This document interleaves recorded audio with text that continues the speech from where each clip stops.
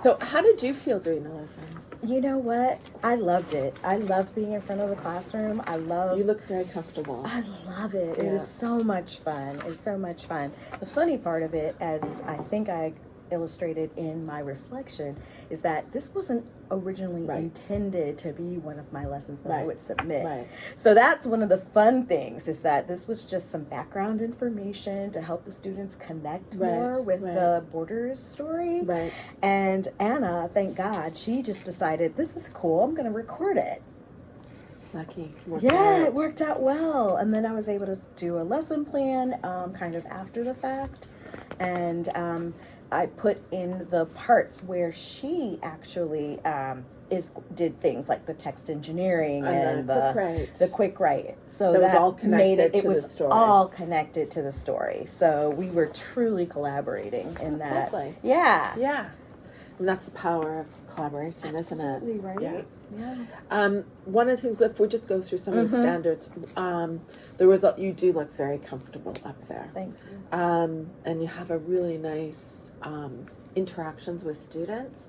Like I often in a grade 8 class, you could tell that you had captured their interest, right? And their attention. And in a grade 8 class, that's not always an easy thing to do, especially when you bring out a scarf and it's just like, but you had literally had them in the palm of your hands as you were going through the story. And I think modeling a lot of that sort of, stories, right? It was for a class. It's all about stories. And when we talk about identity and stories, it's all about sharing parts of ourselves in different ways and who we are. And that was lovely to be able, for kids to be able to see adults model that, right? Mm-hmm. And that was really lovely.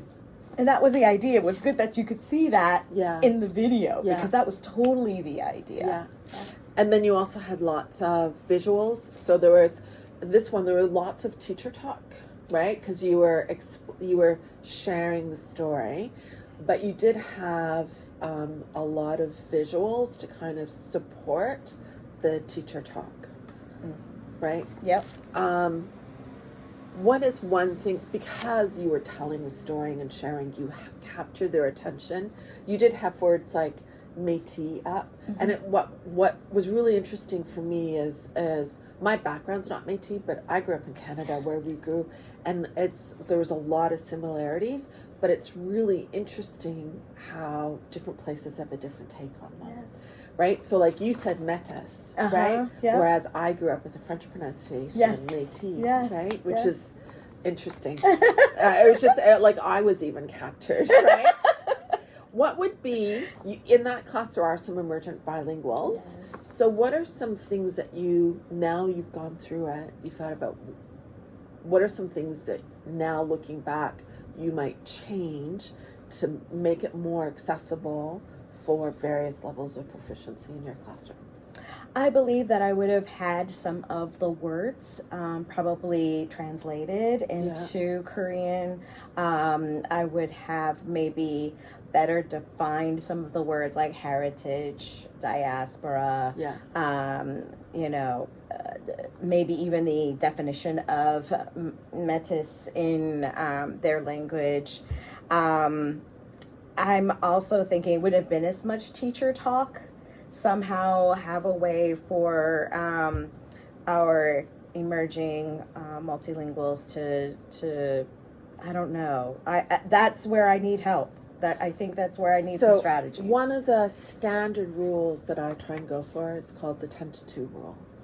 And the 10-to-2 rule is for and it's just sort of a guideline, but for every 10 minutes of teacher talk, there should be 2 minutes of student processing time.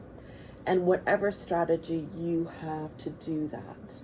So whether it is a simple turn and talk, right, with a guiding question that could have been, that might be, what have you understood so far? Yep. Or instead of asking, do you have any questions? Do you have any questions? No. It's what questions? What questions? Ask me a question. Right. And then they can work together with their partners to ask you a question. Right. So it's that 10-to-2 rule to build in some of that processing time. And a way to leverage mother tongue is not even just translating, but getting, is there linguistic partners Yes. So then having kids then talk in Korean Okay. and then form their, because then they can tell each other what they've understood. Got it. And then there's a bit of that processing time Yep. that you've built in Yep. to focus on Got it. on making that sort of that would be that first standard, right? Yep. Which is finding ways to, or I don't And know. I think I may have even mentioned that in my reflection was You did. giving them Time. more time Yeah. to actually turn and talk, and also to be able to talk about their heritage, right? I didn't give them make those connections, right? Are there symbols in their culture, right, that are similar, or maybe it's not themselves, but in their country there may be some, Aboriginal or folks that really still honor all of the traditional symbols and so forth. And you did mention that in your reflection.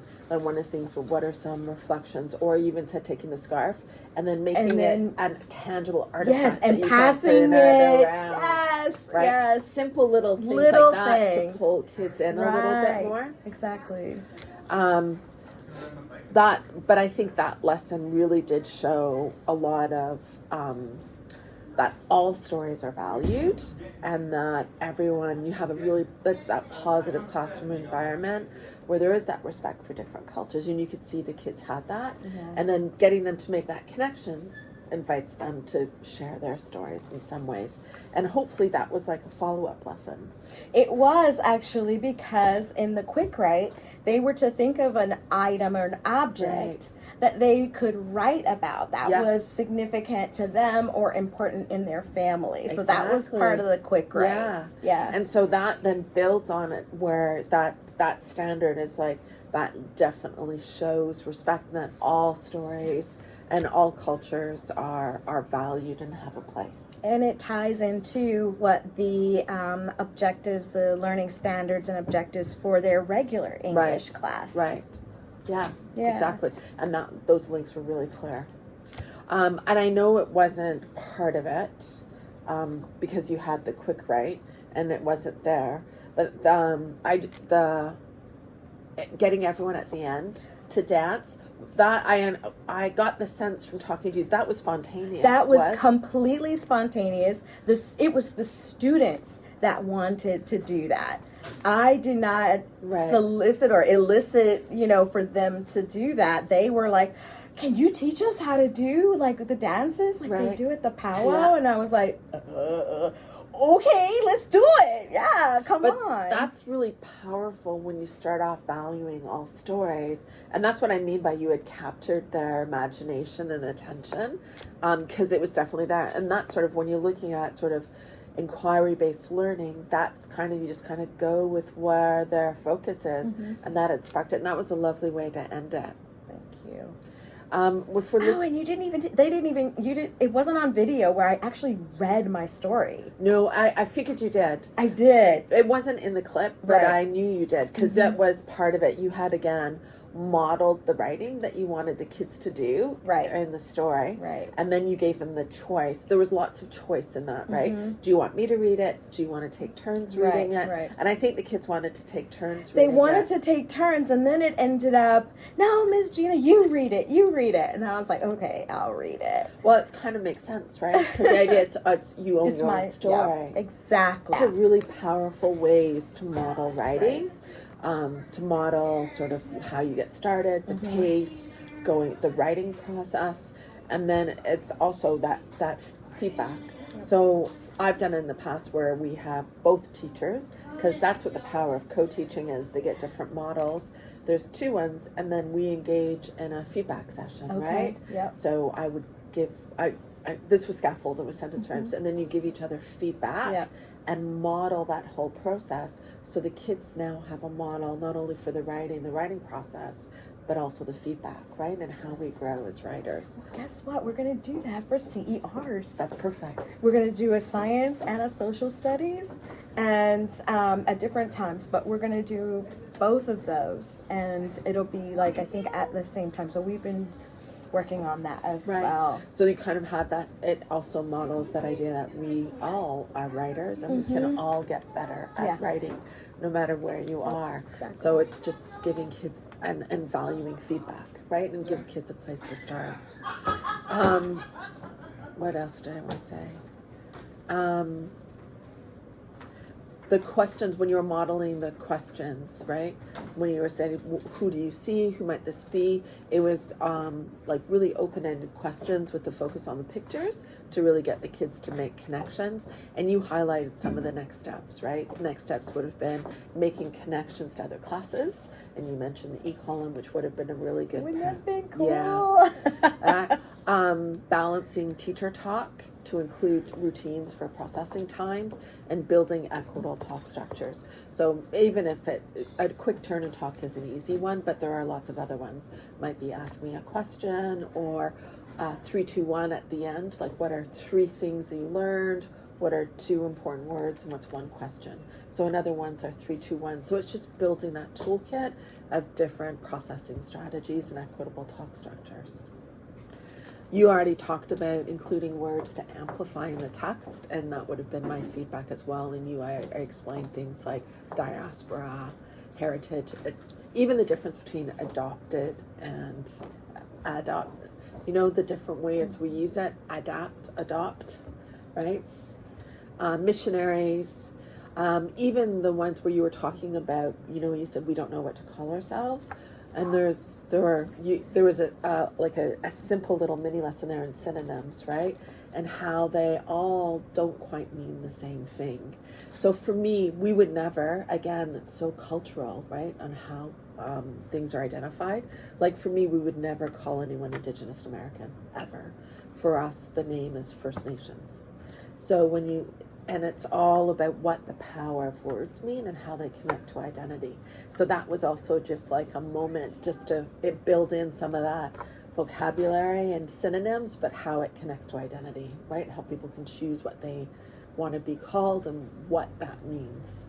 Yeah. Those were the last one.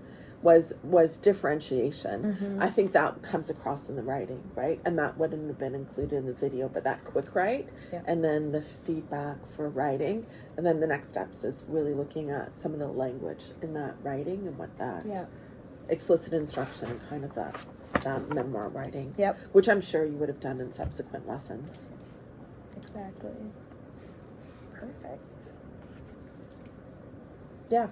Again, I didn't see examples of that differentiation, but that would have come out in the quick write and I would assume the feedback, right? So that feedback on the quick write, either peer feedback or teacher feedback, where kids had sort of opportunities to grow in their writing. Yeah? Yeah. So